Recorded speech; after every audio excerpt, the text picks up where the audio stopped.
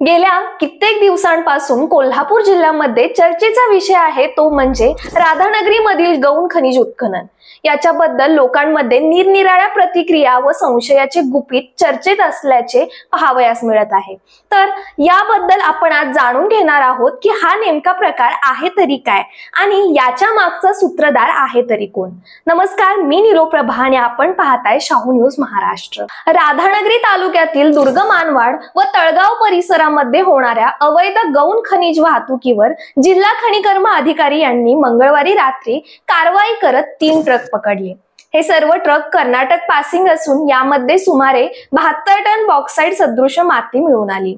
माहिती मिळाल्यानंतर त्यांनी ही कारवाई मुदाटिट्टा येथे केली। या प्रकारामुळे राधानगरी तालुक्यातील अनेक ठिकाणी चोरटे बॉक्साइट उत्खनन सुरू असल्याचे प्रकार उघडकीस आले आहे। याकडे येथील तहसील विभागाचे डोळे झाक असल्याचेही स्पष्ट होत आहे। गेली अनेक महिने तळगाव, दुर्ग मानवाड, चाफेवाडी सह परळी परिसरामध्ये चोरट्या बॉक्साइट उत्खननाचे प्रकार सुरू होते। रात्रीनंतर हे बॉक्साइट स्थानिक तस्करांच्या मार्फत बाहेर पाठवण्याचे प्रकार सुरू असूनही याकडे येथील प्रशासनाचे डोळे झाक होते।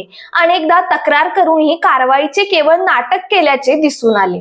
मध्यरात्री जिल्हा खनिकर्म अधिकारी आनंद पाटील व अधिकार शुल्क निरीक्षक अमर पाटील हे 1:30 वाजण्याच्या सुमारास फिरतीवर होते। यावेळी काही डंपर मुदाटिट्टा परिसरातून कर्नाटक राज्यात बॉक्साइट सदृश माती घेऊन जात असल्याचे त्यांना समजले।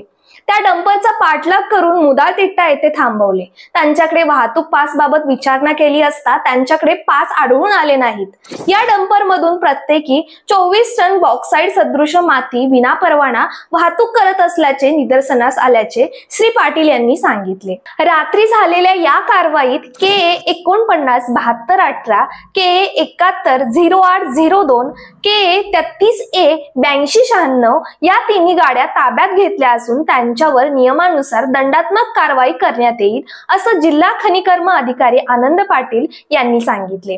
जर कोल्हापूरहून पथक येऊन कारवाई होत असेल तर इथले प्रशासन हात बांधून गप्प का आहे याचीही चौकशी व्हावी अशी मागणी आता निसर्ग प्रेमींकडून होत आहे।